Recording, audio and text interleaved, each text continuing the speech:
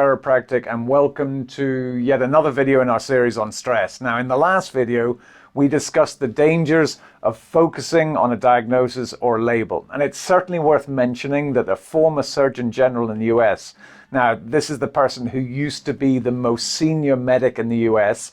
Well, anyway, he stated that 7 out of 10 medical diagnoses are incorrect.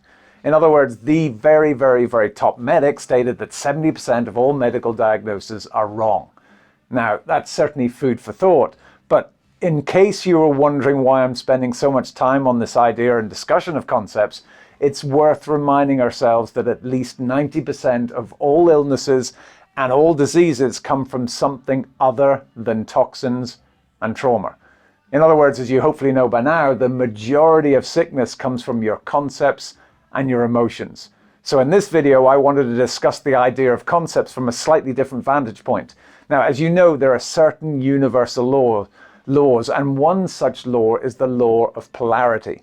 Now, the law of polarity simply states that everything has an opposite. Take hot and cold, light and dark, sickness and health.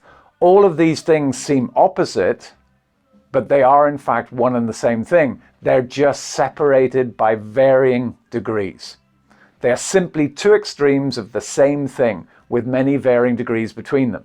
For instance, one cannot tell where light begins and darkness leaves off. Or another way to think of it is they are like the two sides of a coin.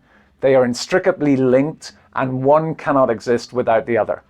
Now, this may seem like a simple enough concept, but how is this relevant to our discussion on stress? Well, let's take hot and cold, for example, and let's assume you want a cup of hot water, yet you only have a block of ice.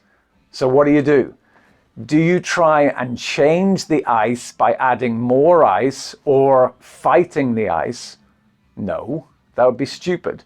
You would simply apply energy in the form of heat, and over time, the ice melts and eventually you end up with hot water. Well, health and sickness are exactly the same. You cannot cure sickness and disease by fighting the illness. Yet why then do we use such verbiage and war metaphors when referring to sickness? The war against cancer, fight against infection, it's a battle, he lost the fight, and so on. Well, hopefully you can see why this rhetoric is so damaging. By focusing on disease, it unfortunately ensures that our bodies remain in fear and in a stress state and keep our thoughts focused on the very thing we're trying to avoid. You know, remember when you were learning to drive, if your parents kept repeating, watch the ditch, watch the ditch, watch the ditch over and over again, where do you end up? Exactly, in the ditch. So the takeaway here is that you cannot have one side of the continuum without the existence and the potential for the opposite end. If there is a positive, there has to be a potential for a negative. You can't have black without white, birth without death, light without dark, happy without sad, health without illness, good without bad, and so on. So by this narrative, if you are healthy, you have the potential to be sick. But, and this is crucial, if you are sick, you also have the potential to be healthy.